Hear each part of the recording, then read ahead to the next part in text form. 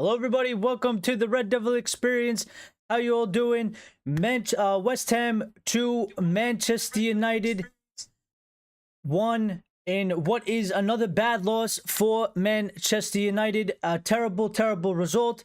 A bad performance once again by Manchester United and Erik ten Hag. There's really no else. Then Erik ten Hag's time is up and he's got to go. He's got to go. INEOS have to do something because we cannot continue down the current path that we are going in. It is not going to fix itself. It is not going to work. I've had enough and I'm fed up. It's over. It is over. Today's match was basically summed up what Manchester United has been under Erik ten Hag over the last, I would say, probably 12 months at least, if not a little bit longer. And there's no changing it. There's no changing it, we gave him the benefit of the doubt over the injuries from last season. There was worrying signs regardless of the injuries. And that has spilled over and continued into this season. And he's got most of our players. There's no excuses for injuries. And the lack of what I see from Manchester United on the pitch pretty much explains everything that we need to know. It's time for him to go. It's time for him to go. He's got to go. It's not going to change. It's not going to get better. We're going to break down the match a little bit more. We're going to do live player ratings as we always do. And we're going to have a good discussion about it. So if you want, get involved in the chat. But also smash the like button for me if you can, because it helps the channel grow. And we greatly appreciate it as well. And subscribe if you're not a subscriber and you want to join the community and get involved in the chat. But yeah, I mean, I had a whole thing on Manchester United yesterday online. I had a response to a tweet that actually got quite a lot of interaction. I didn't really think that I kind of thought it was a throwaway comment, but I'm going to get into that as well. But, I think absolute disgrace today. I mean, I knew right away that we were going to lose today's match. I knew we were going to lose today's match because we start off, we hit the post. We had 2 or 3 goals that we didn't score. And if you don't score those goals, I just knew this team. I knew what was going to happen. I knew how it was going to go. And I knew that Manchester United weren't going to win. I knew we were going to end up conceding at some point. And it's the same old story. It's the same old story for the same old crap. There's nothing else really to say other than the fact that we have been here forever. And we just keep doing the same thing. And Erik ten Hag keeps doing the same thing. And he thinks things are going to change. And some people think things are going to change. And, they're not going to change. They are not going to change. We are not. The only way things are going to change is when Manchester United and INEOS get some balls and change the manager. Because his ideas, his thought process, this process that we are going through is not going to work itself out. We are wasting time beating the dead horse. The horse is dead. It's over. Cut our losses and move on. And Axe is in here and it said it wasn't a penalty. And I know it wasn't a penalty. But we're going to talk about that later. And the first half, I won't say it wasn't pretty good, but it wasn't that bad. But the problem with this team and the problem with Manchester United and Erik ten Hag's Manchester United is it is the same old story over and over again and nothing has changed. We play good for 20 minutes. We create some chances. We don't score a goal. And then we let the other team back into the game. And then whatever happens in between all that time, we end the match. Either we drop 2 points or we drop 3 points.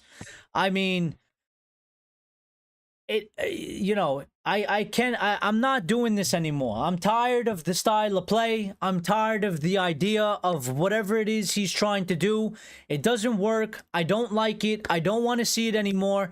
And I think we're wasting time. I think we're wasting time doing what the inevitable is going to become, because I don't think whatever he's trying to do, he's not going to save himself, he's not going to save the season, and it's not going to work. I've seen too many matches already. I've seen too many examples. I've seen too much of it. So I'm done. I watched today's game, and today was the first time in I don't know how many managers when that Casemiro goal went in, I didn't celebrate. And not because I want him to get the sack, per se. Not because I was unhappy that meant that maybe it might save him. But because I've seen this story too many times. We didn't score the chances we had. Then we went completely out of the match and completely out of the game and let West Ham do their thing. And then the second half was a complete drop-off from the first half. We've done that 10 times already this season. We've done it last season. And I'm tired of it. Because where's the improvement in the little things? You know, people want me to have some belief in this. Where are the improvement in the little things? Because we're still doing the same shit that we did in the beginning of the season. We're still doing the same things that we did last season. You know, you cannot play a match. You cannot have a team that squanders chances the way we squander chances, and he's not going to figure out how to fix that. Therefore, he's out of ideas, in my opinion. And we had I had a great discussion on X yesterday, which I didn't even think I was going to have, because somebody put out a post and I responded to it, and I think it goes perfectly hand in hand with today. So, you know, Axe is in here saying even after the goal, things looked better. After we conceded or after we scored. Because we have a problem in this team, and I believe it comes from the manager. Because you can blame the players, but again, the manager is the nucleus of the team. He is the head of the team. So if the players are doing it on the pitch, it's his job to sort it out. We've done it too many times after we conceded it. Well, that's a big issue for me, Axe, because why does it take for us to look better when we concede? We constantly do this. Why? Why do we go and play football? Why do we start taking a little bit more risks? Why do we start playing a little bit more direct when we go down? I don't understand this mentality of this team. And I'm sorry, but I think it comes from Erik ten Hag. I really do think it does. Because we've seen examples of Erik ten Hag and how he doesn't necessarily take risks.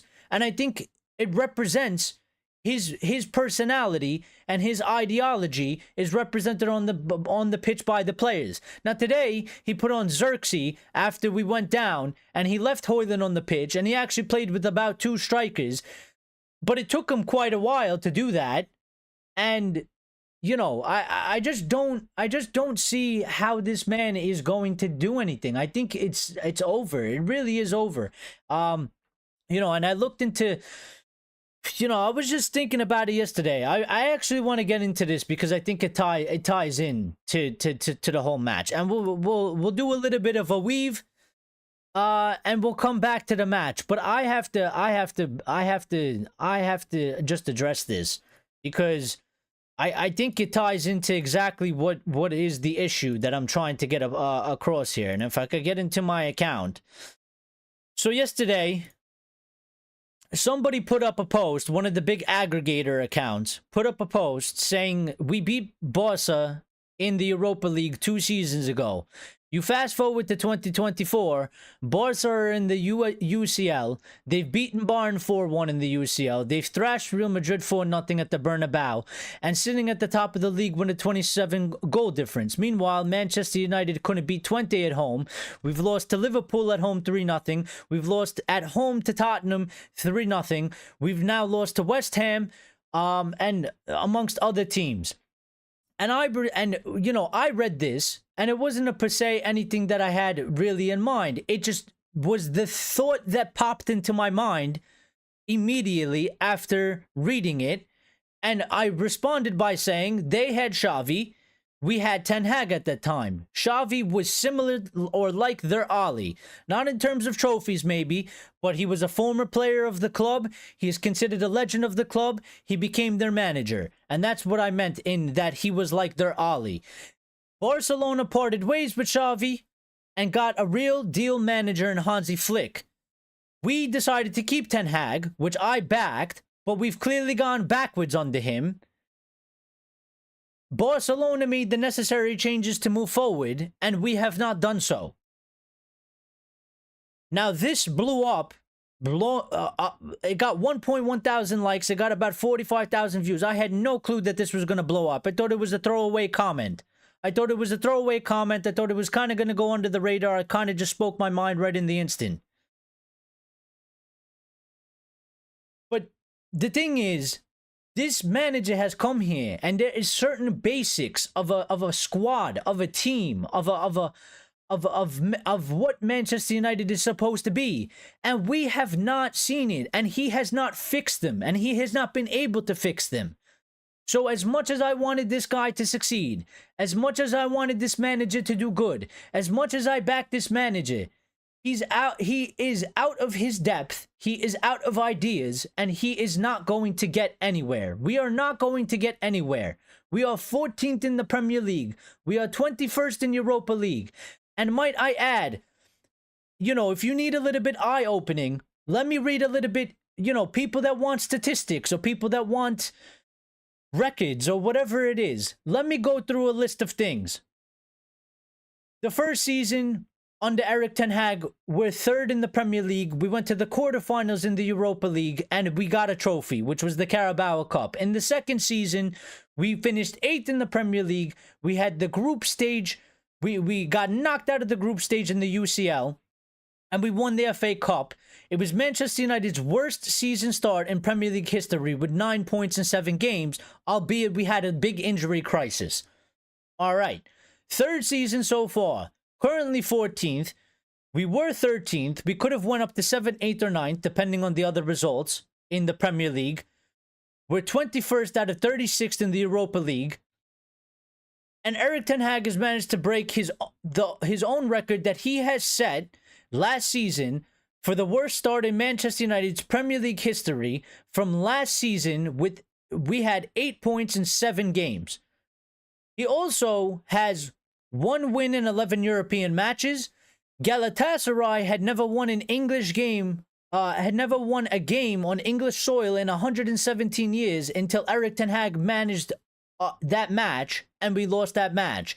Manchester United never lost the opening 2 Champions League group games till Erik Ten Hag. Manchester United never conceded 3+ goals in back-to-back Champions League games till Erik Ten Hag. Manchester United had never conceded 3+ goals in 3 consecutive games since 1978 till Erik Ten Hag. Manchester United had never conceded 2 goals in the opening 4 minutes of a Premier League game at Old Trafford until Erik Ten Hag. We were beaten 6-3 by Manchester City. We were also beaten, as I mentioned, 3-0 at home this season by Liverpool. We also lost 4-0 and 7-0 at Liverpool, and those results are inexcusable and unconscionable regardless of any circumstances. We also had 4-0 defeats to Brentford, Brighton, and Palace, and 3-0 home reverses to Bournemouth and Spurs. And to top it all off, to put the cherry on top of all of it, his team's lack of a clear style. And what I mean by lack of a clear style is because it seems to change every week based on who we play.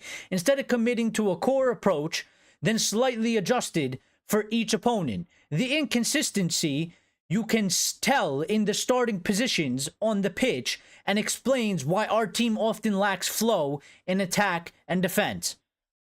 And in my opinion, we have gone backwards. I tried to give this guy a chance. I really thought the injuries was a problem. Other people viewed it differently. They didn't look at the injuries as, they were looking at other things. I really thought the injuries hampered us. But for me, I wanted a strong start this season. You come off of last season with the injuries you had. It was a rough season. And I don't know. It's like from the very beginning, it was like we never had a preseason. We were always behind. We were always playing catch up. Why? This happened in your first season, Ten Hag, and it happened in your second season, and now it's happened in your third season. Why do we start the season like we never had a preseason? Why do we look so far away from other teams? Why can we not play football like even a mid-table club? You know, I watched Ipswich yesterday. I watched all the matches yesterday, and every single team played better football than us. Every single team played better football than us. And you explain to me how that's a possibility when we spent the money we spent and we have the players we have. We should not be playing the way we are. We should not be having the performances that we are having with the players that we have. I'm not saying we should be challenging for a title, but where we are and what we are doing and what I am seeing on the pitch, match in and match out 3 times a week, is absolutely unacceptable. It's below the standards of this club, and it is below the standards of a mid-table club. We are a mid-table club.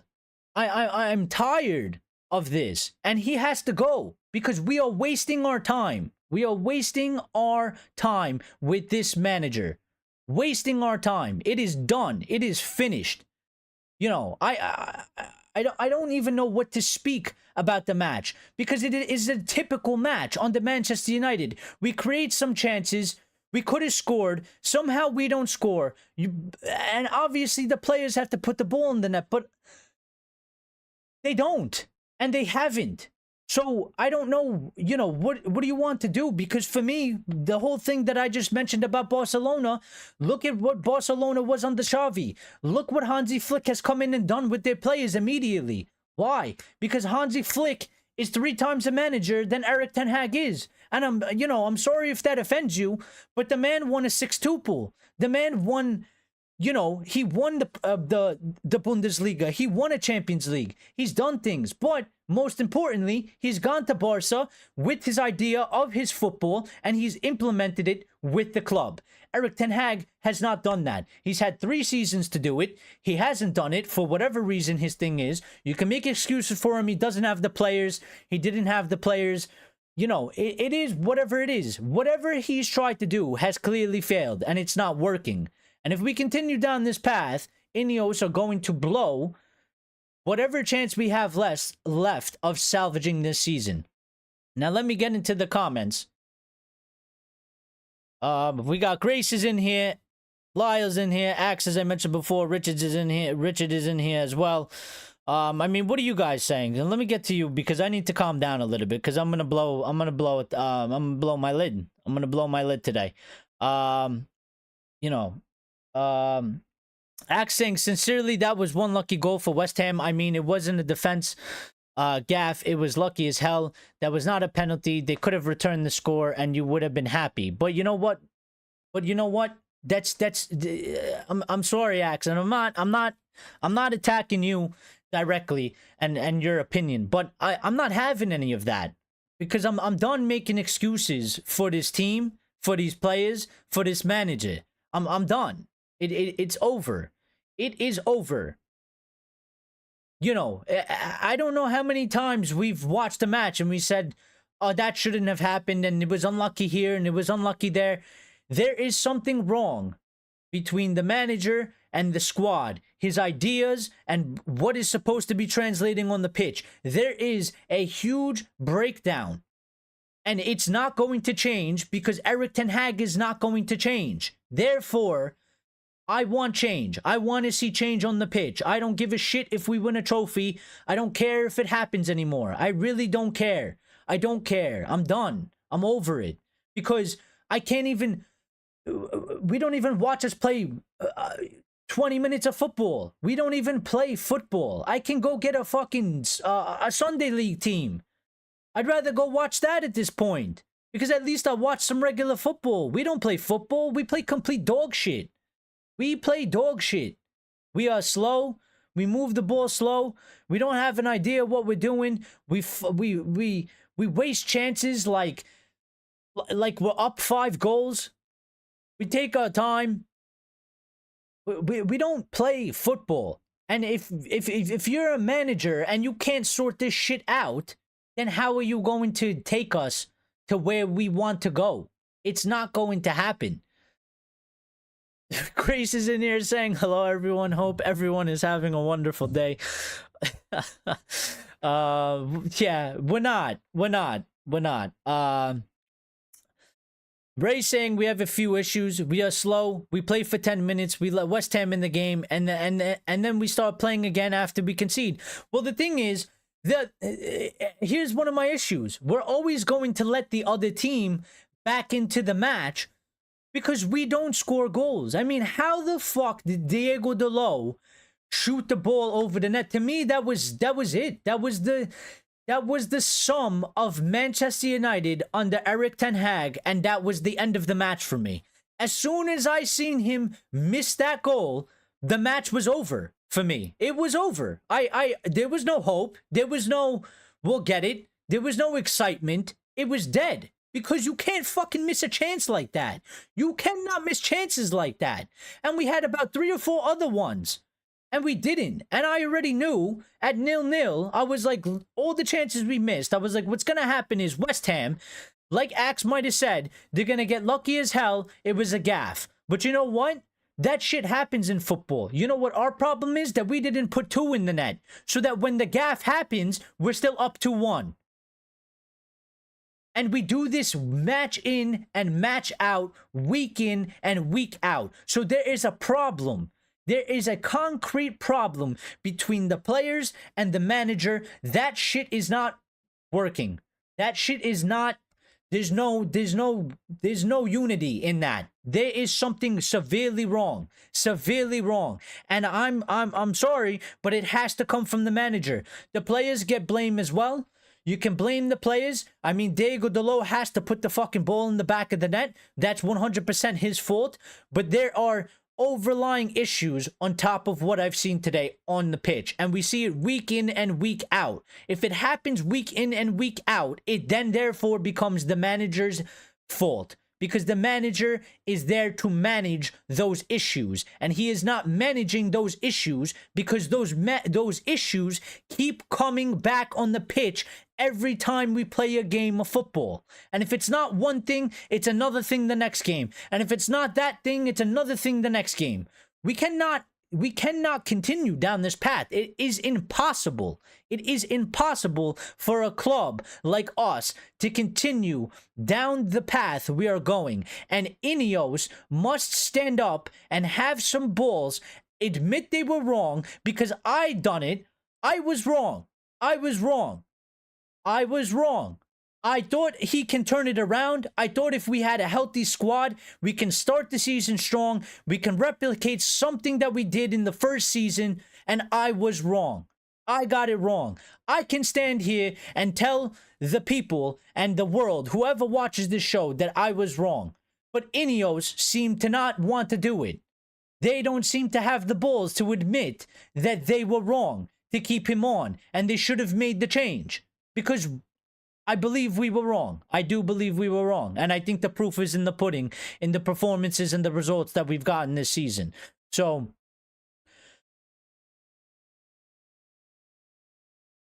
Grace says, Erik is ranting, road to 3K subs. Yes, we are trying to get to 3K subs. We're about 2.85 or so, or 2.86. If you want to subscribe, go ahead. And if you want to smash the like button for me because it helps the channel grow, go ahead and do that as well. I appreciate it. And get involved in the chat. I want to hear from some new people as well. Ray saying, we play like the same old crap. We don't play, we walk the ball. Warren J, I know you said this much earlier. I'm way behind because I'm ranting, so I'm gonna try and catch up. Now you guys believe me when I said to get rid of. I mean, I was trying. I mean, listen, and that's why I wanted you here, because you had a different opinion than me. I tried to give him time. I tried to give a little bit.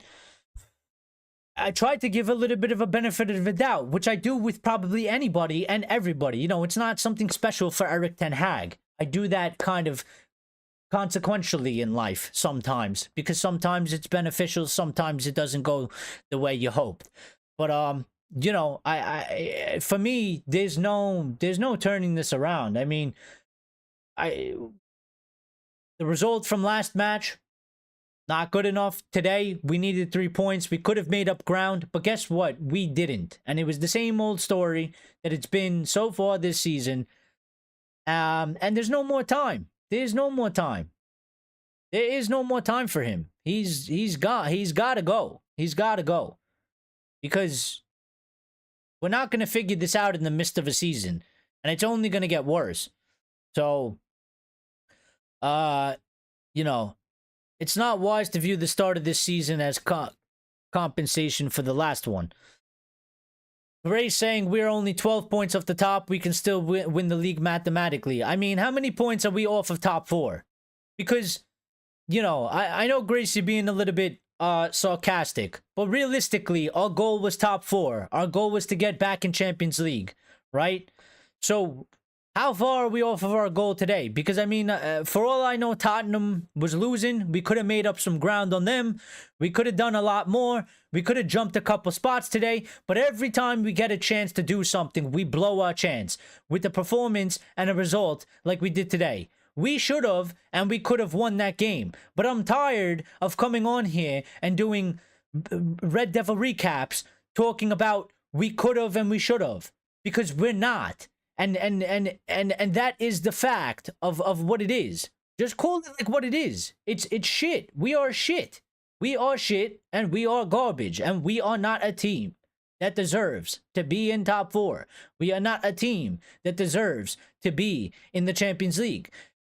We don't even deserve, in my opinion, with the way we're playing, we don't even deserve to go through in the Europa League. We should get knocked out. If it wasn't for the new format and we were in a regular table, 3 points, I think we would be at the bottom of the group. So Axe saying I watched Real Madrid yesterday. It played bad as hell. Yeah, Madrid played bad as hell. And how good did Hansi Flick and Barcelona play? And this is what I'm trying to say. You got to make moves with the manager. I'm not, I'm over this. Give the managers time and shit. You got to come in. If we're going to go anywhere, if Manchester United are going to go anywhere, if Manchester United are ever going to get out of this period of where we are complete dog shit and an embarrassing to the club's name and to football in general, you must come in and you must perform. And when you don't perform, have a nice day and we move on. I'm tired of these holding on to these projects and continuing to back something that clearly is going sideways. Because it's gone sideways. And it's probably sinking. If it hasn't sunk already. If you want to say that. And, look, and my point is, look at Barcelona. They had Xavi. Xavi won them a league. He got to whatever he did in the UCL. They still moved him on. They went and got Hansi Flick because they weren't happy necessarily with the way how with the season after went. They didn't hold on to the fact that, oh, he won us titles or he won us trophies. Let's keep him. And then now, some of our fans are still continuing to say that he won us 2 trophies in 2 seasons. So fucking what? Look at where we are now. Look at where we are going. We cannot continue. We cannot continue down this way. Otherwise, forget Europe and, forget the whole shit. Forget the whole project because we'll have to rip up everything totally, 110%. But where we finished today. So, Sadiq saying, unfortunately, we have too many toxic fans at our club. I think it may be time to sack Erik, bring in a new manager, and sack him in a few months. Listen, it's not about the fans. The fans are allowed to hold whatever opinion the fans want. The fans can beg for him to be sacked. They can like a certain manager. They can hate a certain manager. The fans are allowed to be whatever they want. The fans shouldn't have an overarching decision made at the club. Just because I want him sacked, just because I think he should go, and just because there are people out there that are sacked, and sure, there's people that are toxic, that doesn't mean fuck all. We are not in charge of the club. There are people in charge of the club that they need to do their fucking job. And if they don't do their job, then they are incompetent as well. They need to do the proper things. And the proper thing at this current moment is to change the managers and move on. Grace saying we should do a podcast. His rants, your humor will be well subscribed. Yeah, maybe we should. Sadiq is whatever. If he's a Liverpool fan, I don't know. Ray saying we don't know how to score. We don't do enough to win games. Well, we don't do enough to win games because of the game plan and the way we set up and the philosophy of the football that we are trying to play. I don't want to see this possession-based football bullshit anymore. Passing it sideways and passing it backwards. It's boring and it's shit. It is shit. Look at the goal West Ham scored. They were fucking goddamn awful today. They were awful. The first half, they were fucking awful. They came out the second half. Lopetegui made tactical changes. Tactical changes. He managed the game. And what did they do? They got more and more into the game. They got more and more threatening. And guess what happened for them? They scored before us. Why? Because our manager kept that shit the same way. Oh, we did all right for 15, 20 minutes in the first half. We didn't score. We're unlucky.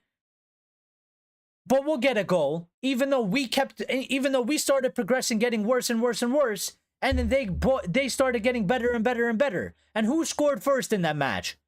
It was them. Not us, them.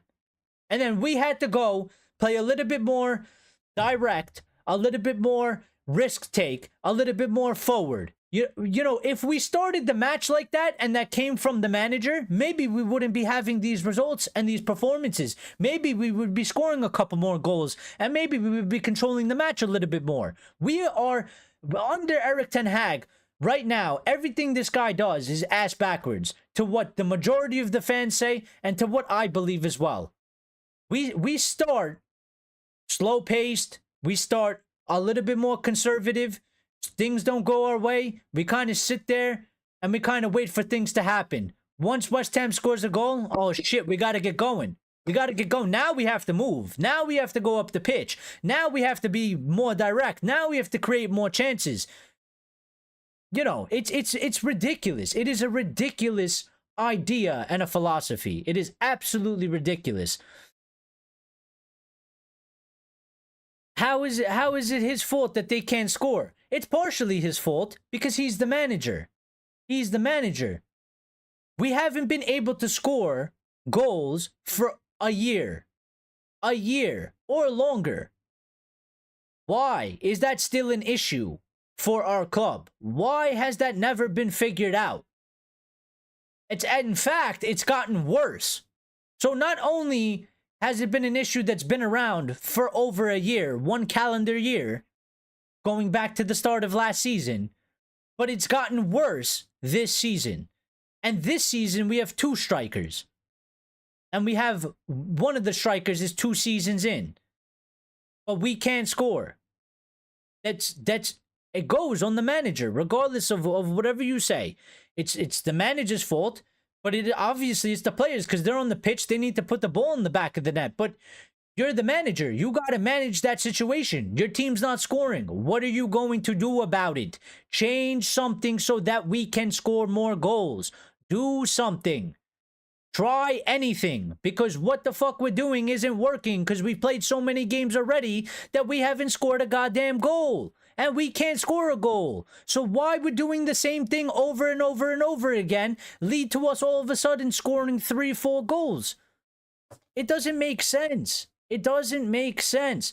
Delo had a bad game, and Bruno's still taking these long shots. Well, listen, Bruno could have had 3 assists today, and they probably would have gave him a fucking 8 out of 10 for having 3 assists, but we can't score a goddamn goal to save our lives. And you know what Bruno does? Bruno is on the pitch because Bruno is a sore loser by heart. And he fucking hates to lose, and he hates that the team plays like shit. So he starts playing like shit because he can't control his emotions, and he can't control his head. So what happens when the team is playing like shit and the team when the match becomes frustrating, you know what Bruno does? He becomes frustrating because he starts doing shit that he shouldn't be doing, taking long shots, doing retarded shit on the pitch with the ball, just slapping it long, hoping something's gonna happen. I mean, it's the whole thing. The whole thing is broken. From the manager to the players, the tactics, the style of play, the whole thing is broken. It doesn't work. It doesn't work, and it's over. I'm done. I am done. Today, I am done. There's no coming back. This is done. He needs to be sacked. They should sack him tonight. They should. Because there's no future in this. There has been no changes. I've seen no encouragement. There was a one-off game that we had against Brentford. One-off game. He ruined it the following game by changing the whole setup, the tactics, starting Mazawari as a cam. He does this all the time. Why does he do things like that? It makes no sense. We don't have an actual identity. We're supposed to play possession-based football, and we don't do it because he's constantly changing shit that makes no sense to change. Let me ask you this. Why has Mazawari gone from playing right back to left back? Why is Maz playing left back now when Maz started the season playing right back and he was playing fantastic and Delo was playing left back? Why is Maz all of a sudden playing left back and Delo's playing right back? I don't get this shit. That's not shit that you need to change. Our issue isn't that Maz was playing right back and Delo was playing left, and that was our problems. Our problem is the way you set up the team leads to us not scoring a goddamn goal. The way we play is slower than I'm gonna use something extremely vulgar. It's slower than two old people trying to screw. It's fucking goddamn awful. It is absolutely awful.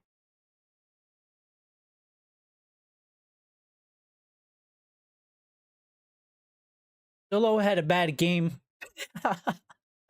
If I don't laugh, I'll cry. If I don't laugh, I'll cry. I fucking...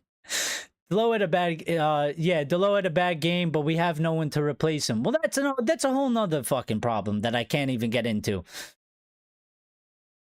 Trust the process. Grace saying, trust the process, guys. It's only Erik's 3rd year. And I mean, but that's what I'm saying. I'm done with the process. I'm done with the process. I'm done with the patience. I've been patient. I've been patient the whole time. I've defended this guy. I've tried to fight for this guy, but it's done.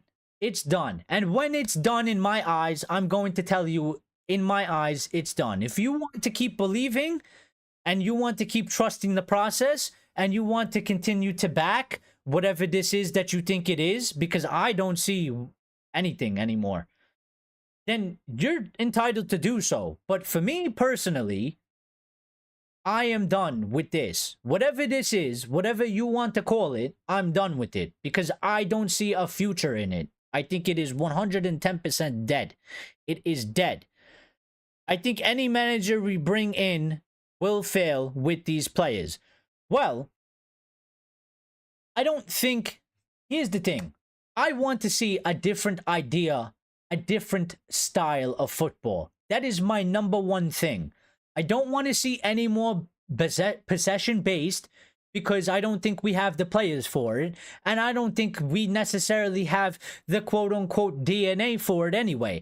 I want to see direct, attacking, risk-taking football. Will it lead to a title? I don't know. Maybe not. Maybe there's so many other issues at Manchester United that it's going to take a much longer time. What I will tell you is that we go into matches, we are not competitive. We are not serious. We are not fighters. Playing the way we play now, it's been dog shit for quite some time. I don't know what's happened to the team. I don't know what's happened to Erik ten Hag, because I think the first season, there was some very encouraging signs. We played some very good football for a large period of time. And after that first season, we've never seen it again. We have never seen it again. And I don't know what's happened. I don't have the answer as to why. Now, I think if you bring a new manager that has the qualities of what I just said, plays attacking football, is a risk taker, has some balls, plays attacking football, and can implement that philosophy or that style of play and bring it to Manchester United and actually give us a real identity. Because our problem is we haven't had an identity for quite some time. And whatever manager comes in has to bring that and instill it in us. And I don't know what Erik ten Hag tried to do, because we are yet again 3 years into a project under him, and we don't have one. So I never understood why he didn't try to impose the Ajax system and style and philosophy that he did there at Manchester United. Because if he did it, I think we would be in a different circumstance. But he, in my opinion, what it looks like to me is he conformed to the players Manchester United had. He conformed to Manchester United. And Manchester United, the team he walked into, was dog shit. So he conformed to dog shit. And 3 seasons later, we are dog shit. How do you mean we don't play football? They had 57% possession and had 12 goal attempts. We don't play football. We dick around with the ball.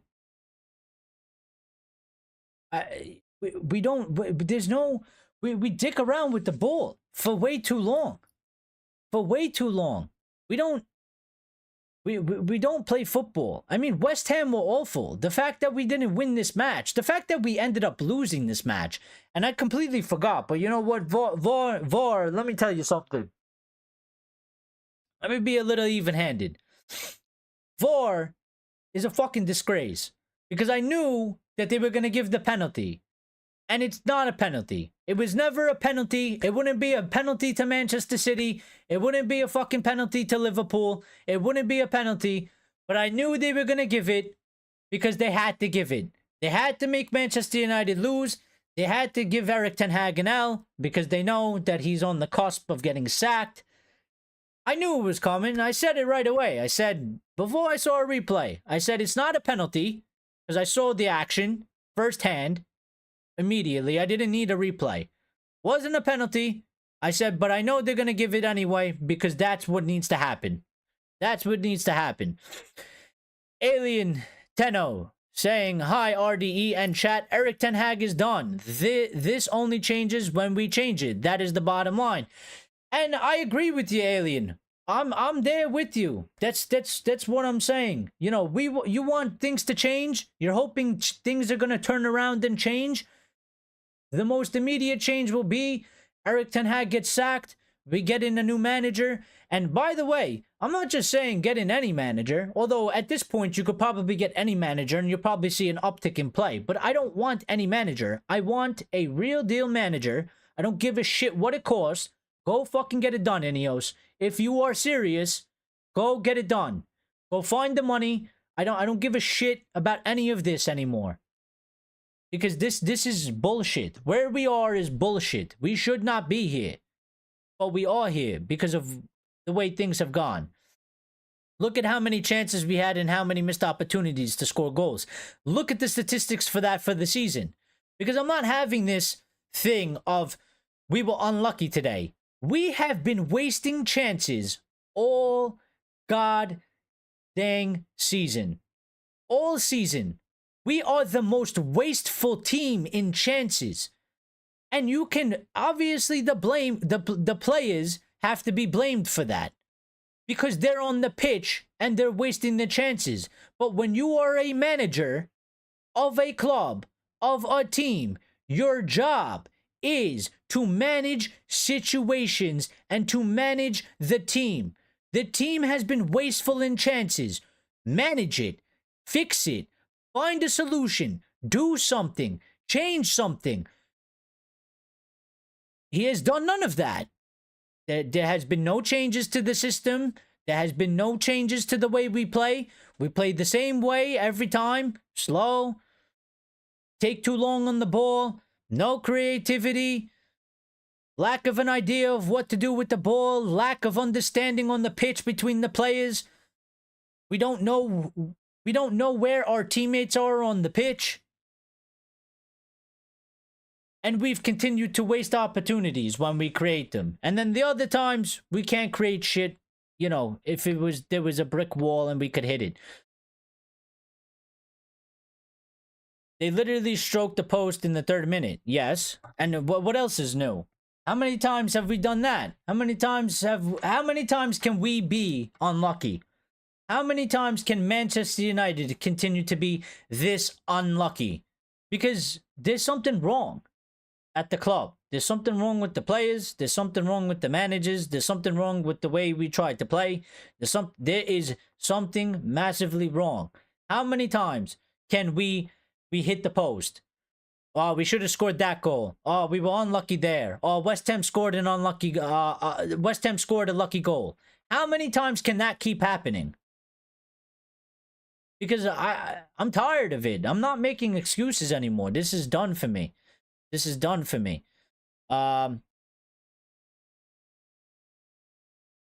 Grace sending Delo divorce papers. He let me down today. He did it. You know what, Grace? And he let me down too because I could not believe it. I could not believe. And you know what? I don't know why. There was like this moment where like the feeling that he was going to miss went through my head before he kicked the ball. I don't know why. I just had the feeling. I was like, it would be so typical for him to somehow fuck this up because this is how this team goes under this manager. We are one of the most unlucky, miserable teams to watch play football. And why? Because the players, but again, the manager is the nucleus of the team. The team is a representation of the manager. And it is not good enough. And he really did let me down because I expected him to score. I didn't, everybody expected him to score that. Fucking Helen Keller expected him to score that. She can't see shit. Lopetegui schooled Erik ten Hag, made 3 subs at the start of the second half, and the rest is history. Well, Alien, and again, that's another thing. He made 3 subs. He obviously made tactical adjustments. He made a formation adjustment, and he brought more leverage into the game. They played much, much better. And we don't do that because Erik ten Hag doesn't do that. We have a system. Oh, the system is unlucky. We are unlucky that we didn't score those goals. Why change the system? Why change the personnel on the pitch? Why try and put 2 strikers on the pitch when we're the unlucky ones? We should be winning. But that's not the reality of the situation. We weren't winning. And we wasted 5 fucking chances like we done every other match this season. And instead of trying to make something happen and be proactive, we are reactive. We go down a goal. Oh, shit. I got to sub Rashford off and put on Diallo. What does that change? We subbed the winger for a winger.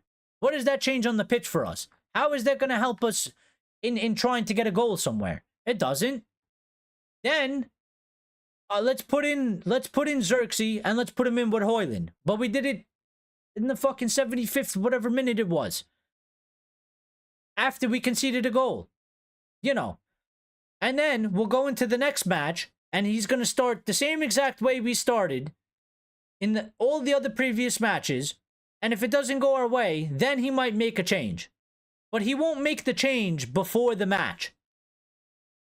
In a positive way. He made a change last match against Galatasaray and went fucking defensive.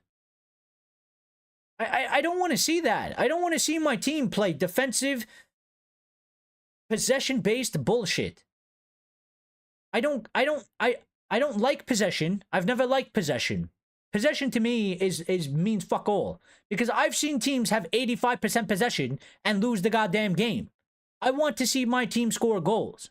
And I want to see my team create chances. And clearly, we don't know how to do that under Erik ten Hag because we couldn't do it last season and we struggled to do it the first season. If it wasn't for the defense in the first season, our goal difference wouldn't have been as good as it was. But you can only get away with that for so long. You can only get away with that for so long.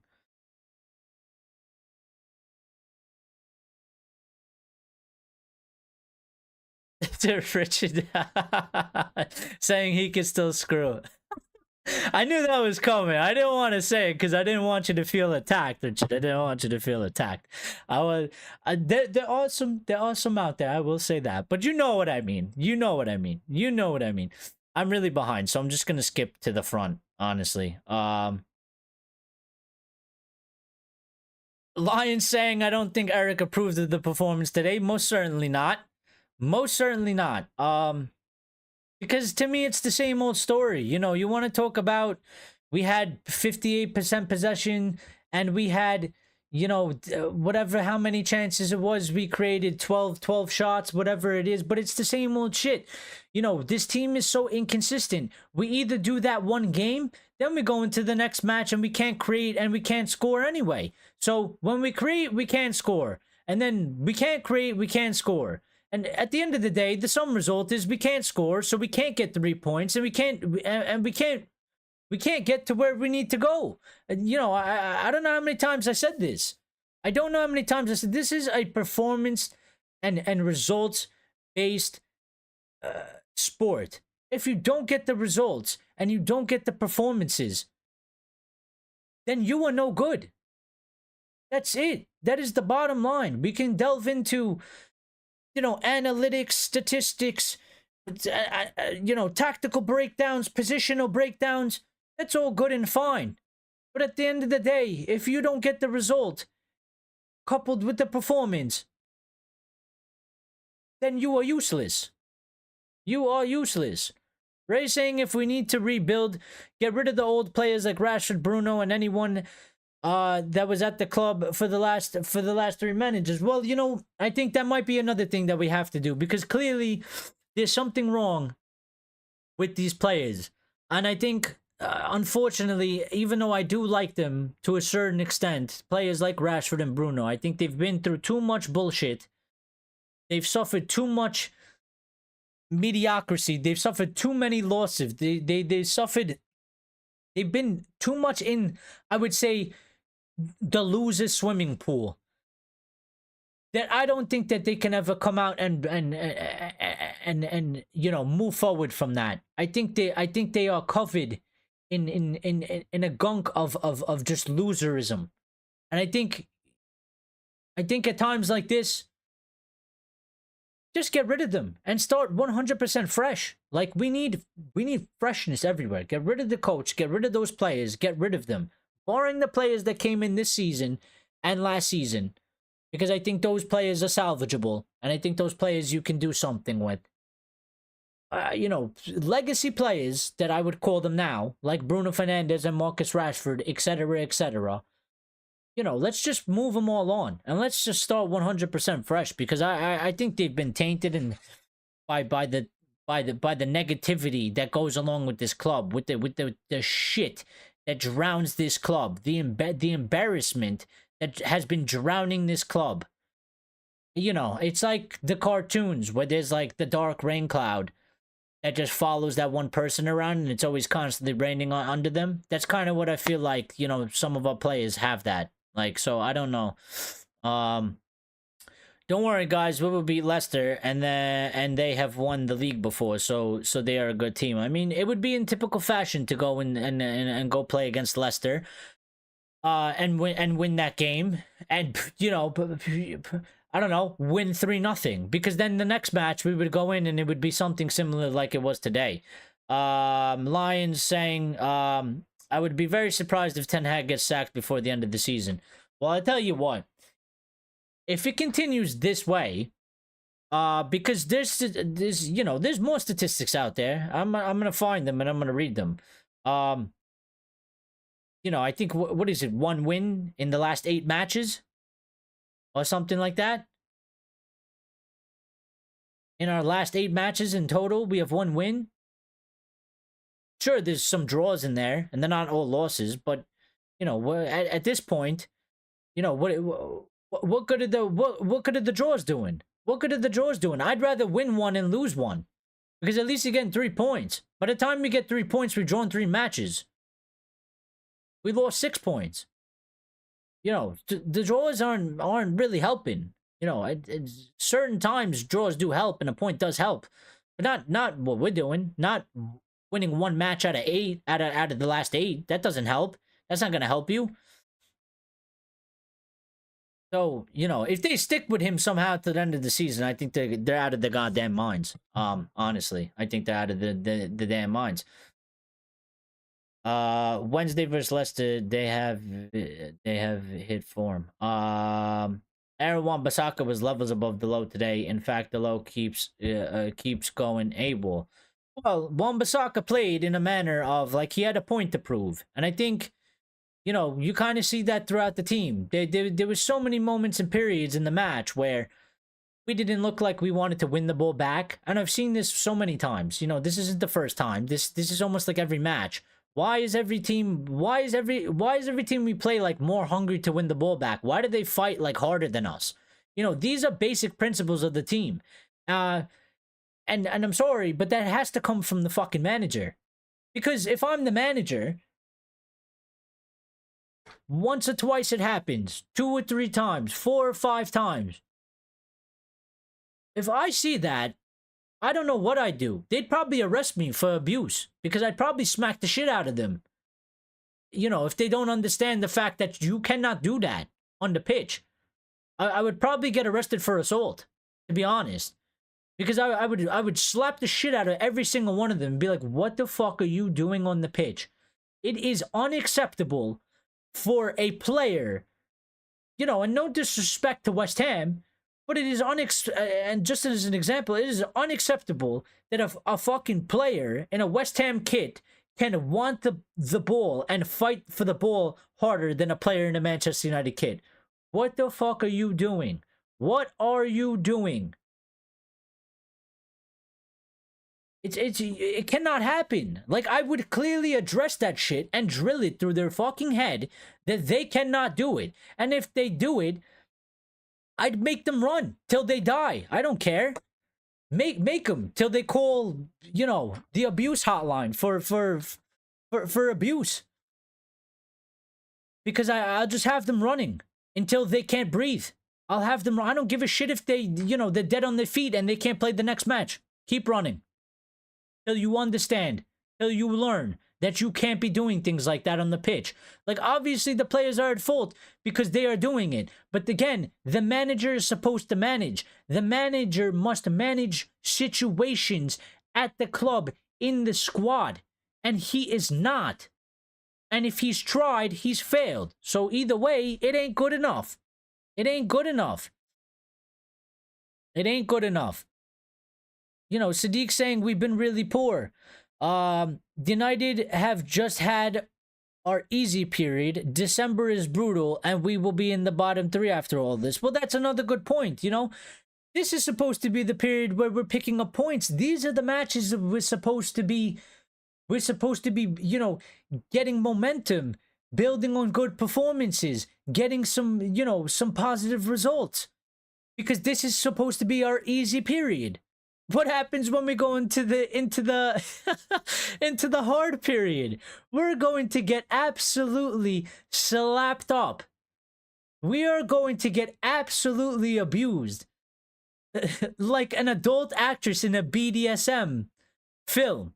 I mean, it's gonna be no fucking joke. You know, I'm gonna run straight head into this bloody marble wall behind me, and it's not even real.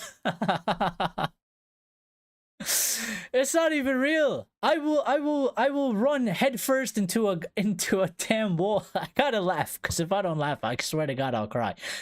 I swear to God I'll cry. Sadiq saying, so if we sack Erik, then whom do we bring in? At this point, I don't give a shit. I really don't give a shit, Sadiq. And is there any manager available who can improve this team to win on the pitch? I think if you get anybody, for me, And I could be wrong. I could be wrong. I'm not always right. I'm not always right. Sometimes I'm right. Sometimes I'm wrong. Sometimes I'm very wrong. Sometimes I'm very right. I think whoever it is, and I don't know, because I would have to sit down, look at the availability. I obviously don't have the contacts Manchester United have, so I don't know, what's actually possible. I can draw up probably a list of 20. What's the most realistic in our situation? What can we do? I can't speak to agents of managers. I don't know the ins and outs of, if they have certain contracts at clubs. There's some free agents, we could get them, but if there's somebody at another club, I don't know what the actual situation is there. My thing is, go get a manager, or go get somebody, or put fucking Rude in charge, because I don't think it could be any worse, really, than what we're saying. Just get somebody in that's going to make us play attacking, that's going to have some balls, make the changes that you got to make, and somebody that is a risk taker. We need a risk taker at Manchester United. We need a risk taker. We don't have one. I am missing the Patriots game. Don't worry about the Patriots game, Lyle. You know why? Because the Patriots are just as shit as Manchester United. It's actually quite funny, Lyle. It's actually quite funny because both those teams were literally the same. And that's why I said I was a Patriots fan, because they resembled Manchester United to me. They were a dynasty, just like how we were a dynasty. And guess what? Both of them are absolute dog shit. Go look at the Patriots record. Go look where they are. They're dog shit. Just like Manchester United. Dog shit. Absolute dog shit. Here he comes to save the day. Mighty Southgate is on his way. Well, I don't think he'll come in. I mean, that's, in my opinion, that's worse than Ten Hag. There's like 2 or 3 managers that are worse than what we've got going on. That's not, and to say the very least, Southgate is not what I just described. I said, go get a manager that has some balls, that can implement an attacking identity quickly into the players, give them freedom as well, a little bit more freedom, not complete freedom, but a little bit more freedom, attacking and threatening, and have the players play with some balls on the pitch, because we play scared football. We play scared, and we play slow football. And we need somebody that when players aren't doing it, get them out. And we need somebody to take risks. You know what taking a risk would be? Putting in one of the youngsters at a position when your fucking senior player has been sucking balls week in and week out. And I don't even think he was necessarily that bad, but just trying to change things up. Change the formation. Change the system. Constantly playing Bruno there, and it ain't working. Constantly, just doing certain things. You gotta change it up. It's not working. We don't have somebody to do that. Bring back Sir Matt. I would love nothing more. I would love nothing more than to have a Sir Matt or a Sir Alex Ferguson reincarnated, because I think even with these players, and I'm not saying a manager is going to come in and with this specific group of players is going to bring them, to the top and win the Premier League, or even challenge for the Premier League. But we should not be in 14th place in the Premier League with this group of players. We should not be 21st out of 38 or 36 teams in the Europa League with this group of players. How much money have we spent? About 600 million. Our squad cost over 1 billion. And we are 14th place. We are completely and utterly underperforming under this manager and his idea and his philosophy of football and what he's tried to implement at Manchester United. Why has Unai Emery gone into Aston Villa and got them doing the things that he's got them doing? Why has Hansi Flick done it at Barcelona immediately? I don't understand these things. Even somebody like Vincent Kompany, who doesn't have the greatest CV, who got fucking relegated with Burnley, but he has a good idea and a philosophy, and he goes to Bayern and he plays great football. And it's kind of like a Bayern Munich way of football. Say what you want of it, but at least they have a foundation of that. Is Bayern gonna win the league? Is Bayern gonna win the Champions League? Yet to be seen. But at least they have a foundation of the way they play. At least they have an identity. We don't have that shit. We're 3 seasons in. Why don't we have that? He's had numerous amount of players come in. This should be established. It should be established. You cannot blame the players for a lack of identity. That is the manager's job. He's had 3 seasons to do it. It's not there. Plus, he keeps chopping and changing shit. And he keeps my thing is also he conforms to players. Not to players. He conforms to other teams.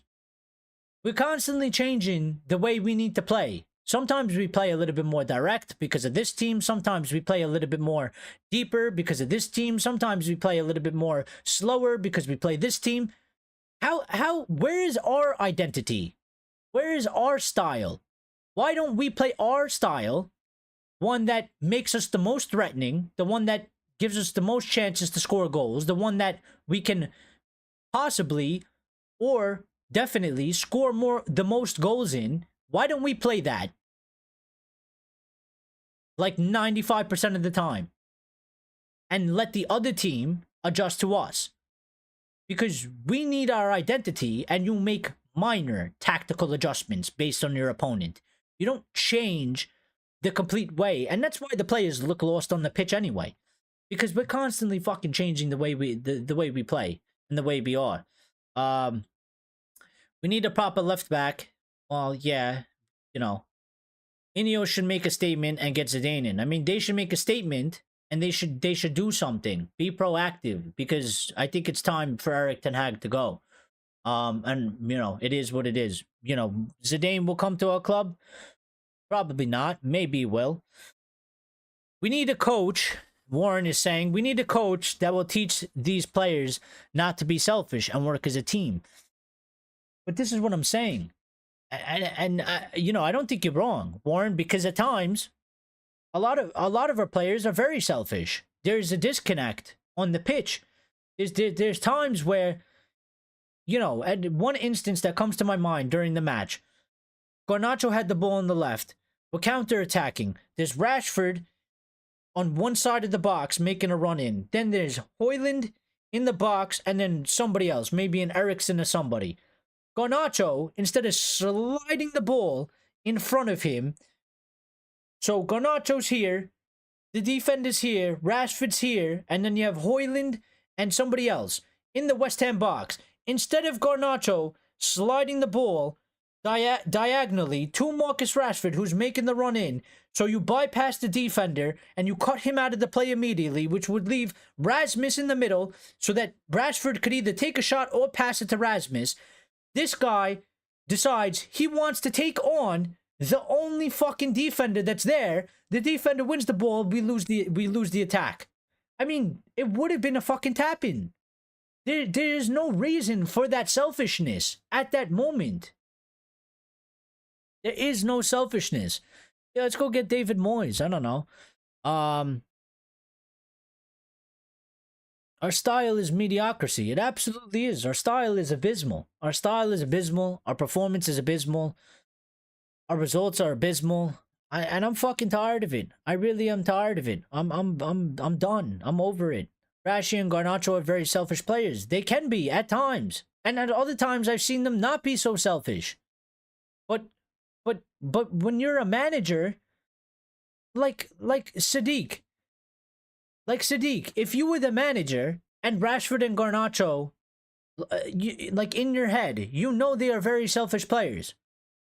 Ask yourself, what would you do, Sadiq? What would you do? Because for me, if I'm the manager and I already know that they can be very selfish, I'm going to Rashford and Garnacho and I'm telling them, stop being so fucking selfish. And when we're doing training, when they do those selfish actions, I'm fucking calling them out. And I'm ripping them a new one. In the training, in front of everybody. And I will continue to do it till they get it through their fucking head to not be selfish.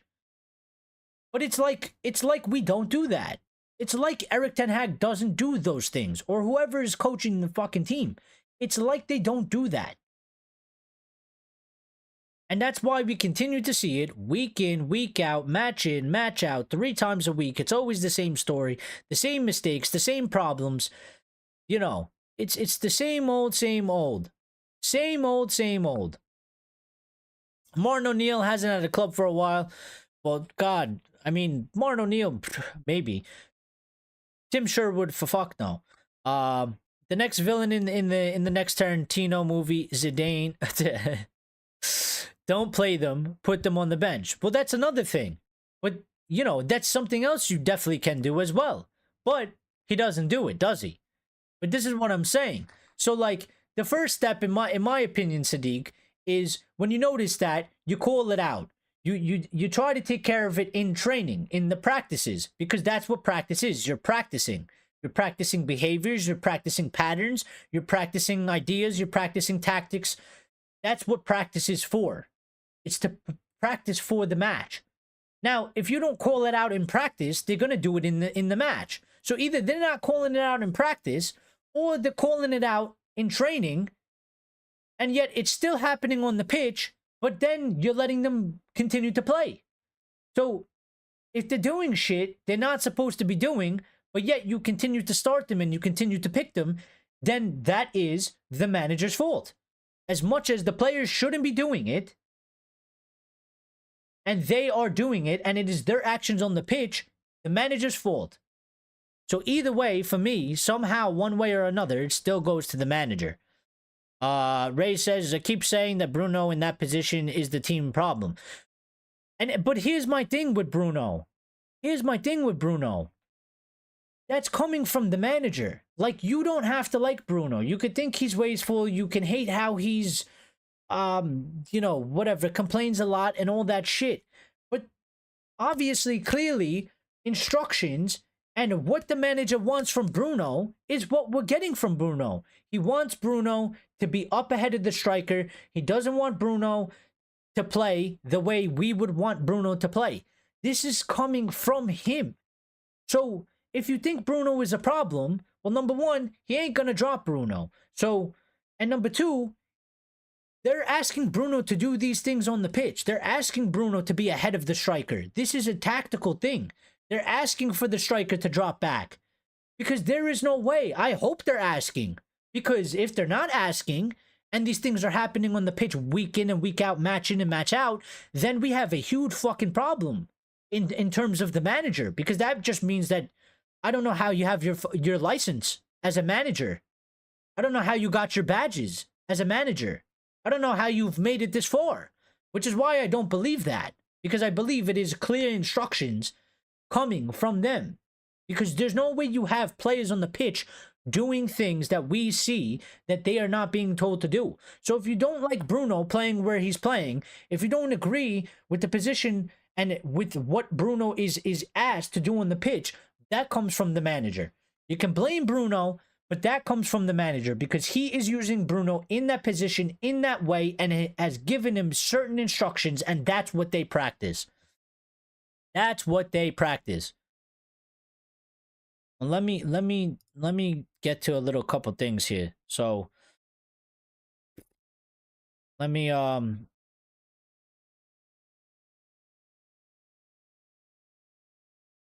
you know, but the penalty was an absolute disgrace because it wasn't a penalty, and I knew they were gonna do it to us. I knew they were gonna do it to us because it's just what it is. You know what I mean? It's just what it is. I lowered my seat. I don't know why. But give me a second. I think I fucked everything up. Anyway, you know, I don't even want to read Erik ten Hag quotes today because that I might just throw everything, you know, up in the air and in the ground. I guess we could do player ratings, but it ain't gonna be very good. Erik Ten Hag has called it soccer. And this guy can't get anything right at this point. You're Dutch. You call it soccer? Even I don't call it soccer. Jesus. I'm just looking at the internet for a couple things here. So give me a second. Continue to chat away. If you guys want, you could give your own, you know, player ratings. Maybe give a man of the match, even though I don't think we really fucking had one. You know, 14th place in the Premier League, 22nd place in the UEL, or 21, whatever it is. I mean, just fucking. Just do me a favor. Like Roy Keane would say, just do me a favor, will ya? Just do me a favor. I'm looking for statistics. You know, we have a total spend of, and I don't really like to do this, but again, I'm just trying to put it into context. We have a spend of 709 million euros under Erik Ten Hag. So, while he may have not been able to implement the style he wanted when he first walked in, the fact that he didn't start with it and remove players and bring in players as he went along and decided to go down a different route has obviously led to the fucking shit show that we are in. Because 709 million euros, and he's gotten in 1, 2, 3, 4, 5, 6, 7, 8, 9, 10, 11, 12. 12 players. He's got basically a whole starting 11 in. Not to mention, he's brung through the likes of Garnacho and Meno, who were at the club, yes, but he's brung them in and gave them opportunities and brung them into the first team. So those are two other players. You know, there's no excuses. Injuries aren't an excuse. He doesn't have the players isn't the excuse.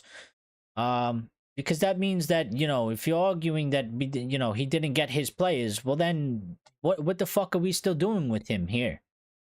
We missed his targets. It's gone to shit. Get rid of him, rip it all apart, and start over again. Because we fucked up and we didn't get his targets, his specific targets that we needed. So we got his plan Bs, his plan Cs, and his plan Ds, and now we're stuck with mediocre shit. I mean...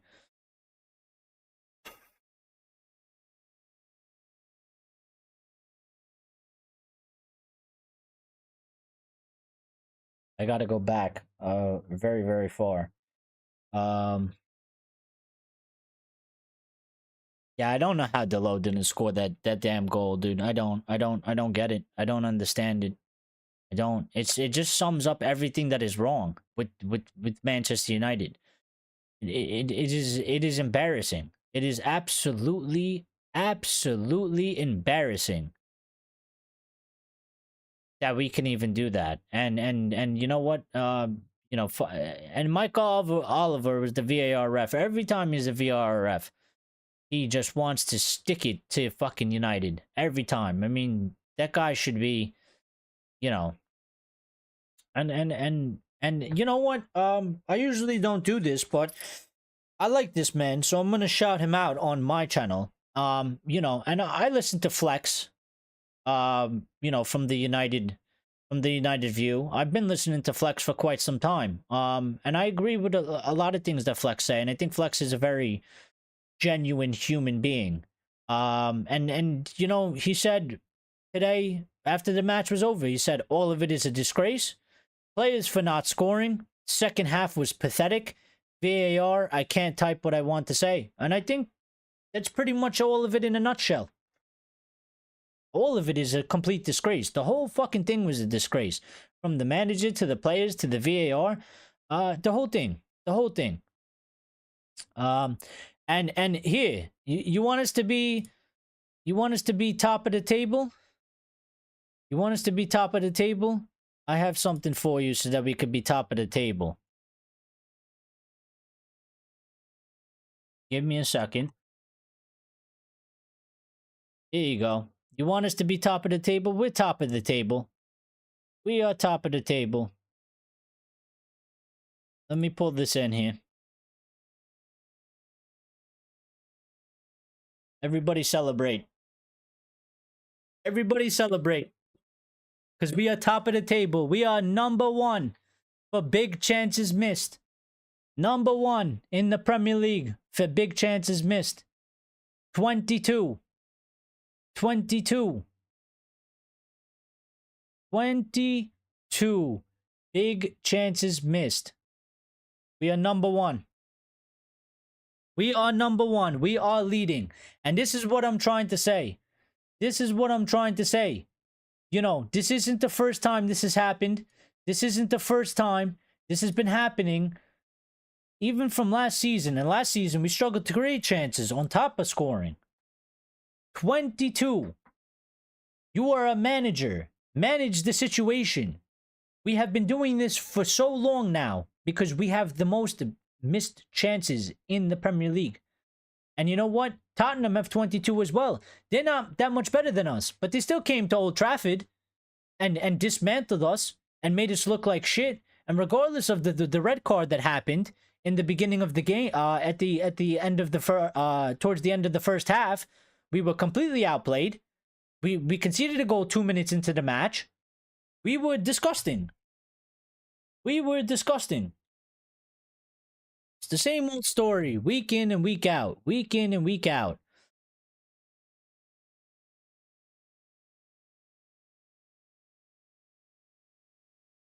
You know, Bray's saying we're good to destroy players. Well, you know, it's because the pressure and the demands of this club, and then just like the results and shit, it just swallows everybody up. But we need to have somebody. That's what we need to have a manager. Especially now, because I think circumstances are different. But I don't know about INEOS anymore if they're going to stick with this guy, because, you know, there was hope that we can go in a new direction, but I don't know if they're going to be any good either, because they clearly are. I don't know what the fuck they're waiting for anymore. I don't know what they're hoping for. I don't know what breakthrough. I don't know what they're looking at that is indicating to them that there is a chance, or there are some positive signs that he is going to turn this around and have us start playing some excellent football. I don't see it. We need somebody that is a risk taker, man. We need a risk taker. We need somebody with balls, but also has a good idea of what they are doing. And we need somebody that fits historically what Manchester United is. Manchester United is supposed to be attacking. We are supposed to be threatening. We are supposed to be clinical. We are supposed to be a strong team. We are supposed to be confident team. We are fucking none of those under Erik ten Hag. And we haven't been any of that for over a year now. A calendar year. Forget a season. A calendar year. You know, Richard saying Erik ten Hag quote, we've won 2 cups. Yeah, we won 2 cups, and then, you know, so, but this is what I'm saying. And I know what you're saying, Richard. I'm not going at you, but what I'm saying is because I know there's a lot of people out there that keep saying that as well. And they're using it to back him. And I thought it was a way, you know, to give him a chance. But I think I've given him a good enough chance, and I think he's proved that I was wrong. And I think he's proved that anybody else that, you know, was fighting for him to stay in the summer, I think he's proved and showed that we were wrong. We were wrong. And it's okay to be wrong, because you can't always be right. And we've had our reasons, and it's not like, you know, we're awful human beings or anything like that because we were wrong. Shit happens. We were wrong. You know, we believed in him for certain aspects. Other people didn't, because they looked at it differently, and that's what life is all about. But, you know, I always have big respect for people that can change their opinions and stand up and admit that they are wrong, because I think if you don't do that, you're a weirdo, and then you clearly have some type of an agenda or something is wrong with you. You know, you have to be able to admit you were wrong, stand up, put your hands up, and say you were wrong. You know, and I think we've all pretty much kind of done that. Some people still want to back him, and that's fine, and I'm sure they have their reasons, but no one is going to convince me to change my mind. Because the only one that could have changed my mind was Erik ten Hag himself and the decisions he's made and the performances and the results that he could have gotten. And he clearly didn't get them. So, no, nobody. We don't want Harry Potter. We don't want Southgate. And you know what? I'm not. Listen, I don't throw Eddie Howe into that. I think Eddie Howe is an okay manager. I don't know what he would do. But I wouldn't be. I don't put him in the same camp as Potter and Southgate. Potter and Southgate are two managers that should never. They shouldn't even be allowed to come to Old Trafford to visit. Like I don't want them anywhere near our club, our already fucking disaster performing club. That we are at the current state that we are in. I don't want them. I don't think anybody wants them. These are average managers. We need a manager like Klopp or Pep. Well, getting a Klopp or Pep doesn't mean that we're going to succeed because we have so many other problems at the club that go above the manager. We have issues with the players. We have issues in the background that we don't know about. But my thing is what I'm seeing on the pitch in terms of an identity and a style of play. We need to get that at least. We need to get that at least. I mean, even even Hansi Flick, what he's done, and his credibility. Something like that. I mean, the way Barcelona play, the way he's taken Xavi's team, that's Xavi's team. And that's why I liken it to Xavi was like their Ollie. And okay, maybe some of the circumstances were a little bit different in here, whatever. You can nitpick the shit out of it. That's fine. But Hansi Flick is using Xavi's team. And look what Hansi Flick, look how he's got them playing. Look how he's got them scoring goals. That comes from the manager and his staff and his ideas and his philosophies and what he does on the training pitch with the team. He's made them a fucking scoring machine. They are wiping the floor with people. Xavi wasn't doing that shit. We beat Xavi. We had one of our best performances ever under Erik ten Hag against Xavi. And this is what I'm trying to say. Like, Xavi is kind of like the Ali, because Xavi is a former, he's a club legend of some sort, a former player. He controlled them. He did okay. He did obviously better than Ali, in my opinion, because he won the league title and Ali didn't win shit. But there are similarities. There are similarities in that way. They parted ways with him and they went and got some big deal manager that won a sextuple, that won the Champions League, that won the fucking... that had a certain attacking philosophy, that can play good football. They went and got him. We got the guy, and unfortunately, because I thought it was maybe the good idea, but it obviously turned out to be the wrong idea. We went and got a guy from Ajax that, while he did good in the Champions League, in terms of for a team like Ajax, he didn't win it. He won the Dutch league, there's nothing comparable to doing a sextuple at Bayern Munich.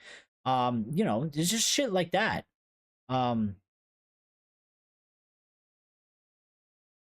Joao is in here. Ray saying in the 70s, at least we enjoy the football, even if we didn't win, we're not winning and not enjoying the game. Well, I believe that at least you have to get some sort of a, foundational playing style and an identity. That's sort of really the base. I mean, if you don't have that, you don't have nothing. How are you gonna build? What what are you going to build out of if you don't have an identity and a strong style of play?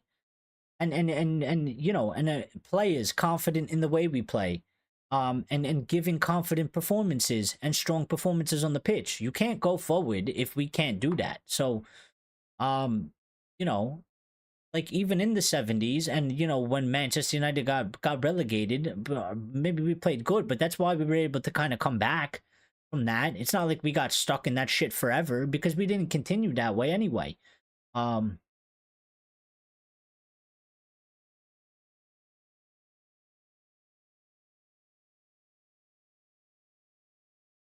Yeah, and then I feel bad for people like Richard and anybody else. Really. I mean, 600 pounds to go watch this shit. I would be distraught. I'd be absolutely distraught. I'm paying all that money to go watch this fucking garbage. Garbage. And people go in, week out. You know, there's people that spend shitload of money on the season tickets as well, and they're always there. And I don't know how they honestly do it. Like, I get it, but I don't know how they honestly do it, because if I was there, I wouldn't know if I'd be able to bring myself to go to the match. I mean, I go watch it on TV, but I'm on TV. I could do whatever I want. I can turn it off if I want. You know what I mean? You got to travel there. You got to go. You know, it's a lot more hectic. Joao saying that the first half was on the players, but the second half was awful. We lost 3 times away. West Ham versus West Ham, it's unacceptable time to go. I mean, the record under him is it makes me sick when I started reading it yesterday. It makes me sick. The things that you know, the unwanted records that he has broken and accomplished. It is really, really bad. He has utilized what he has to perfection. Richard has left us. So thank you, Richard, for stopping by. I greatly appreciate you being here. Thank you for giving a like on the channel. And thank you for sharing your opinion as well. Look at Yamal passing to his teammates. The kid has no ego, but that's because they make sure that he has no ego. He is a kid. He wants to perform well. He wants to make it into that Barcelona team. There are fucking standards there. You know what I mean? And he's a kid. He can have a bit of an ego. He can be maybe overconfident at times. But guess what? When you're a good manager, or you have a good coaching staff with the good manager, you make sure that that kid stays in line. You make sure that when he does do something that he shouldn't be supposed to do, you call it out. You address it. And if he does it again, you take it the next step. But it just seems like we don't do that, because I see the same shit every single week. So there's no way. There is no way. There is no way. Like, I don't believe it. You know, I don't know what's worse. That they're not calling it out, or that they're calling it out and then therefore they're not listening, or they're not taking, you know, into account what the manager's doing, and then the manager's still picking them. I don't know which one's worse. Which one is the lesser of the two evils? Because they're both shit. They're both bad. They're both bad. They're both unacceptable. You can't have that.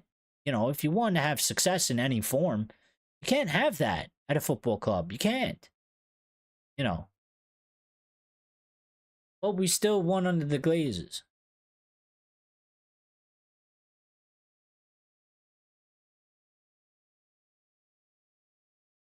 Yeah, I mean, 600 down is just awful. I mean, they should give fucking Richard a refund. They should give everybody a refund. You know what I mean? They should give everybody a fucking refund, dude. To go see that bullshit. I would have sacked every one player and brought in a new starting 11. Well, they got to do that too. And I'm hoping, and I don't know, because I can only hope at this point going forward. And they'll show me if they do it or not. And then I can call it for what it is. But I can only hope that, you know, because the CEO is new, the director of football, the technical director, obviously they're going to get more of a first-hand account going forward through the issues that are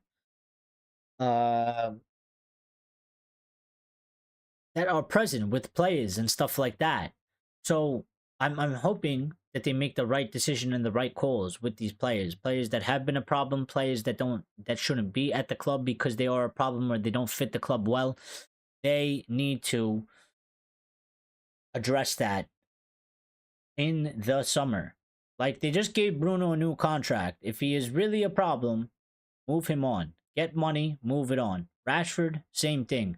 And anybody else that's in this club that is a problem, that is an issue, that's not doing the things that they're supposed to be doing, that are not coachable, that are not hungry enough, that are not willing to learn. Anybody that's like that, I don't give a fuck who you are. I don't even care if you came last week. Get out. And they got to do that. But I got to wait and I got to wait and see. I got to wait till the summer to see what they do, because I kind of give them a pass on the first. It's their first window. But 1 year at the club and you get to the next summer, you should be well aware of what the issues are, especially if you're running the damn thing. You should be well aware of who is the problem, what are the problems, get them out of the club, and get people in that can do the job that we need to do. So uh and I saw that line. Yeah, I do. Kinda. I mean, I tried to. I've been trying to quit and stuff, you know. But I go in and out of it. It's not easy. And then when I get stressed, I start.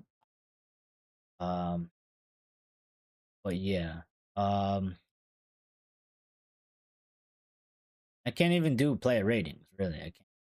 I can't even do.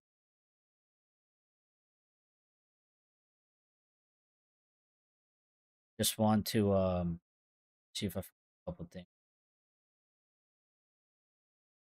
And Hag saying some things. Um, this is the third time this season that we feel an injustice. We have to score. We had so many chances. We should have led 2 or 3-0, which I agree. We should have led 2 or 3-0, but same old story, same old shit. In the second half, we let them come back into the game. Yeah. And you know why, Erik? You know why? Because we didn't score the goals like we've done in so many matches. If you don't score the goals in a match, you're always going to let the opponent come back into the game. They're going to be more confident. They're always going to grow into the game. And it is the number one thing that we are consistent at doing. We allow teams to grow and get a foothold in the game when we should be up and we should be winning. And then we drop and they go up. It's always the same. It's always the same.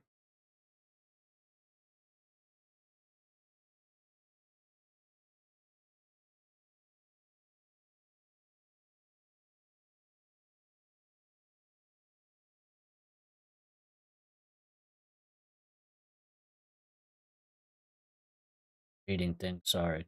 Because I haven't catched up on anything and I went into a whole rant, so just give me a second. Was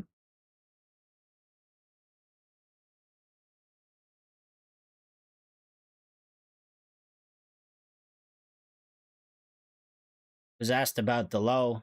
He said, I can also say that Garnacho missed twice, Rasmus once, Rashford, Bruno. It's not fair to pick one player out of those who missed a chance. There were so many who missed chances. I think that's two different stories, though. No, number one, Delo had a wide open fucking goal. It's inexcusable to miss from there. You are a professional player. You have the, have you ever seen that Spanish guy that he went on his rant and he's like, you have the best cleats. He's like, you go with the best woman, you stay in the best hotels. You have, the jersey is perfect, so it doesn't stick to your body. You have, you have access to all the greatest things. You relax. You do nothing. You cannot miss that. You cannot miss that. And then the second part of that story is that, all right, he missed an open goal.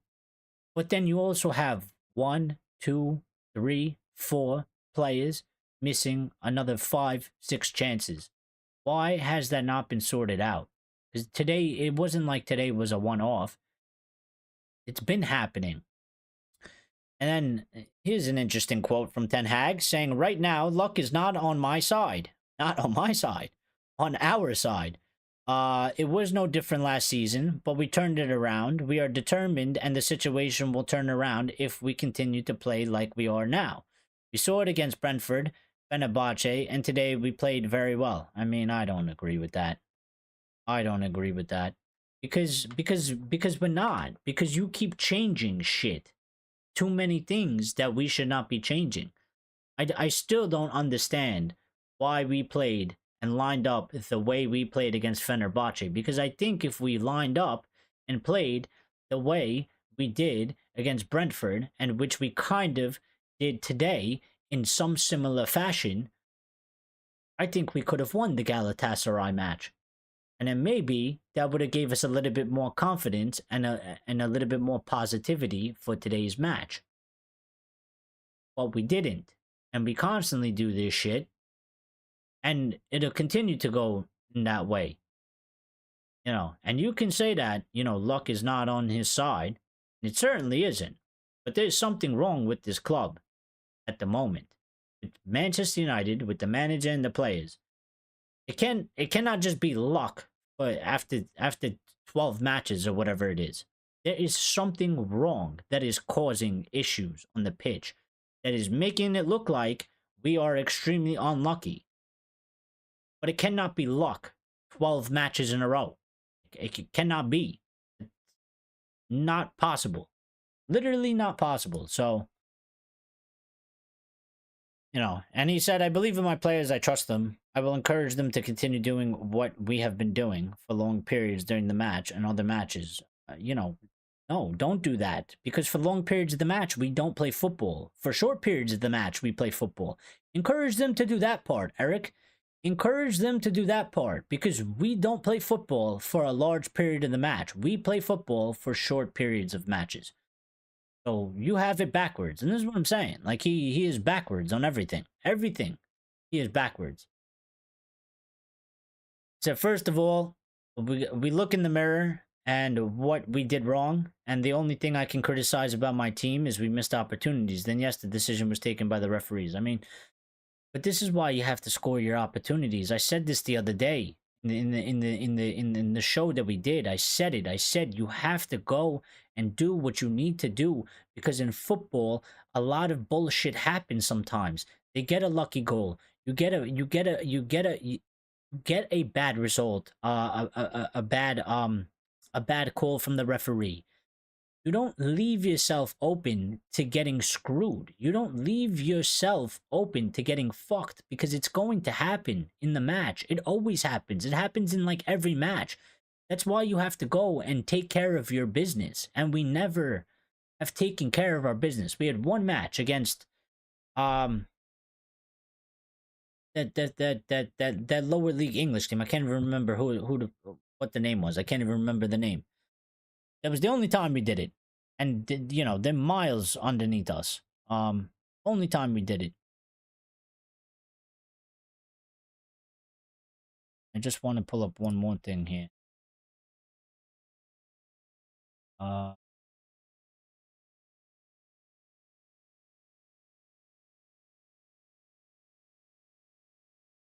Manchester United have won just 2 of their last 18 Premier League matches in London, drawing 5 and losing 11. So make of that what you will under Erik ten Hag. Manchester United have failed to win 10 of their 14 matches so far this season.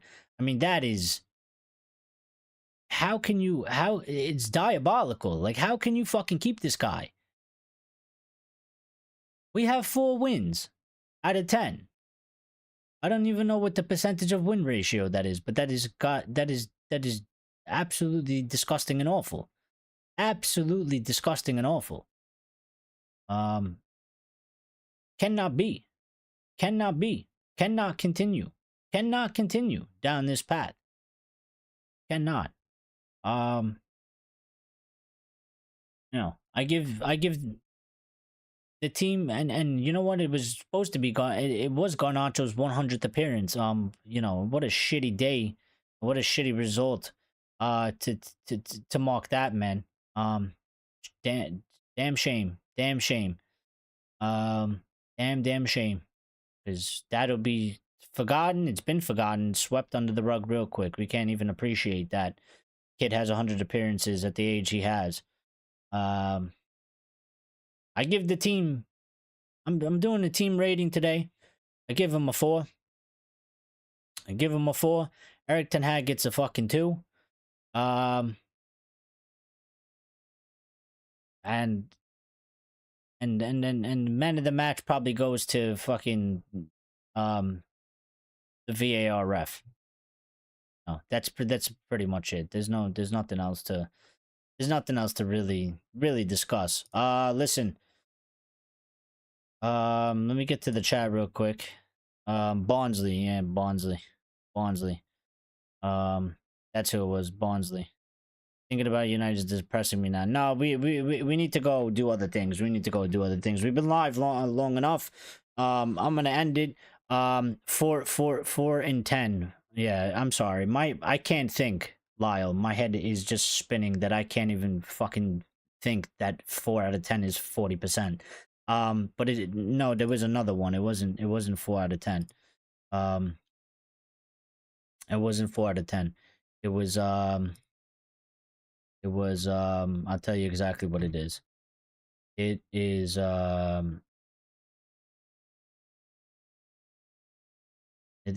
Manchester United have won just 2 of their last 18. No, that's from London. The other one. What the heck?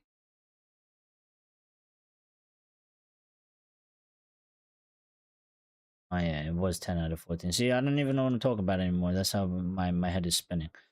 Yeah, whatever the other one is, you know, winning just 2 of the last 18 Premier League matches in London, and we drawed 5 and lost 11. Come on. Come on. And there was something else here that I missed. Here. Yeah, so the fewest goals scored in the Premier League so far this season. Southampton with 6. Their squad is valued at 283 million. Crystal Palace also has 6, squad valued at 438 million. And then there's Manchester United with 8, and our squad value is around 855 million pounds. You know, this is what I'm saying.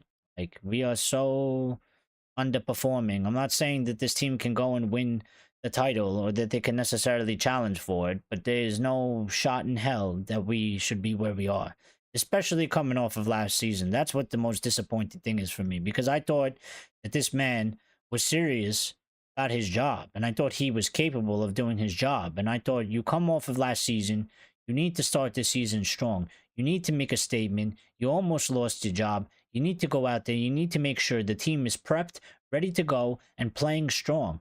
And we've got none of that. So, you know, it's just been absolutely abysmal. Absolutely abysmal. So, you know, you know, one of the bigger guys, you know, I like KG from the United View. He's funny. He's good. He said, my club doesn't respect the mental health at all. How did we lose today, for fuck's sake? I mean, nah. They've been deteriorating our mental health for years now, KG. I would tell you that much. I don't know really what to say anymore. You know, only 12 points. I mean, we are 14th, right? So what do we have? Can't even see. I can't even see. How far off are we at top 4? Because I can't even see. What points do we have? Oh, we have 11. So we are 7 points off of top 4. Well, that gap's only going to get bigger when we drop more points. So it'll be anywhere from 9 to 10 pretty soon at some point, because we're not going to make up this ground. It's already quite too far. We would have to go on an absolutely extraordinary run, starting from the next match through the next, you know, 10 matches. And under this manager, it ain't gonna happen. It ain't gonna happen. That's why I'm saying it's done. It's dead. It's finished. It's over. We're wasting time here. We're wasting time. Just do it. Just do it. Just rip the fucking band-aid off. Do it. And let's move on. Let's move on. You know, did Barcelona be all sentimental and we're like, oh, but Xavi won us the league? And he took us, you know, here in the Champions League, and he won us the other cup in Spain. You know, no, they wanted more. They were unhappy with the direction it went. They cut their losses. They moved on. They parted with him, and they got a manager that is better than him, better than Xavi, better than a lot of managers, and they bring him in, and they are on a trajectory of going up, and they are on the up. We are not doing what we need to be doing. So but yeah, listen, we are going to we're going to end the show. This team will do that to you. All our heads are gone. Yeah, and he basically went back to default settings. I'm so dizzy, my head is spinning like a whirlpool. It never ends. We have to win all the remaining games in the league now, which isn't going to happen, so it's done. Being here, Erik, is never a waste of time. Yeah. Well, I appreciate that. Listen, and try to enjoy the rest of your Sunday.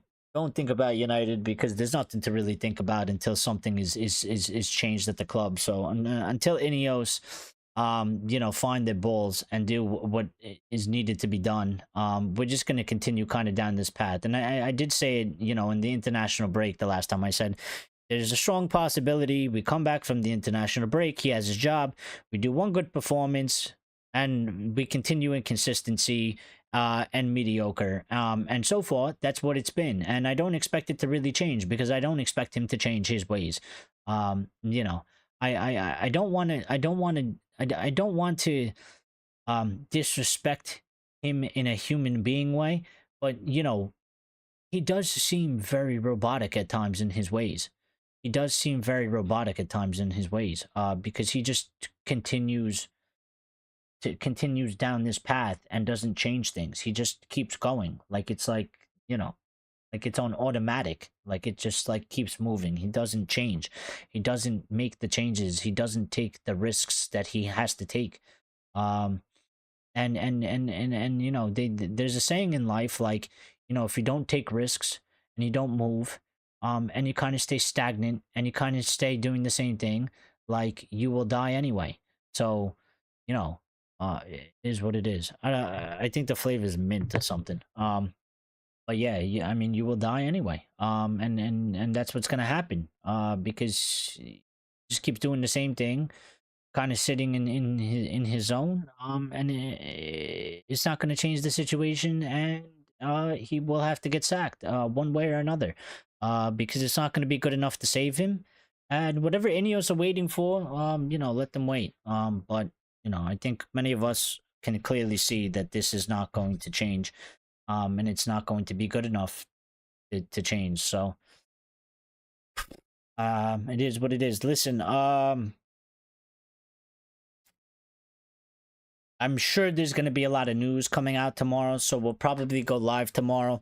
We might try and do an earlier one, like we discussed last time. Maybe I'll do it a little bit earlier. The thing is that a lot of the news comes out. I mean, there's the morning news, right? Which is going to be, it's too early. It's like, for me, it would be like 5 o'clock in the morning here to kind of do that type, to kind of keep doing that show. You know what I mean? Which technically I could if I wanted to, not really, but I can. But that is very, very early. So I could probably do one much earlier. I haven't decided yet, so I'm gonna try and find out the best time. I'm gonna try and schedule it. If you can make it, you can make it, and that's great. If you can't, you could always watch the playback if you want, or something like that. Maybe we'll do 2 and I'll cut them up. Maybe I'll do one early and I'll do it about 45 minutes, and then maybe we'll go live later and I'll do another one for the other piece of the afternoon news at a later time. We'll make that about an hour and 20 minutes or so. Let's see. I will do one for sure at one point tomorrow for 110%. At least one. So we will go live. So you guys take care of yourselves. Try and enjoy the rest of your Sunday. Go do something that doesn't involve thinking about Manchester United in any way. Yeah, early show for the kids. Yeah, I think we're gonna try and do something like that and see what we catch. You know what I mean? Early bird gets the worm. And later R-rated show. Yeah, we could kind of do that. Yeah. So let's see. I'll try and plan it out a little bit later when I'm sitting here thinking I need to like go do a couple things. I gotta go eat. I gotta go shower. I gotta decompress. I gotta calm down. I gotta watch a little bit of NFL and stuff, and some other stuff. So yeah, you guys take care. Be good. Thank you guys for stopping by. Thank you to everybody that came and got involved, and in the chat, and smashed the like button for us, and shared the video and subscribe. If you're a new subscriber, we appreciate it because you're helping us towards that goal. And we look forward to hearing from you, on the next one, and seeing you on the next one. So take care, everybody. Be good. And let's just hope, United get a better future soon. Take care.